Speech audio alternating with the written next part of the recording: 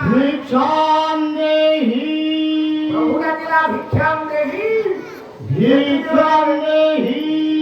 राजा बलिया के भिक्षा देई पड़े जाउथिला गुरु शुक्राचार्य कहिए कहे राजा बलि द्वारे केही जने ब्राह्मण भिक्षां देहि कहउछंती भिक्षां देहि बलि राजा पहुंचिला ब्राह्मण को निकटरे प्रणाम कला नमो ब्राह्मण्य देवाय गो ब्राह्मण्य हिताय जगत हिताय कृष्णाय गोविंदाय नमः आयुष्मती भव बानो आयुष्मान भव राजन ब्राह्मण आपण को प्रणाम करूछी अच्छा आपण किए कोठो आसीले हां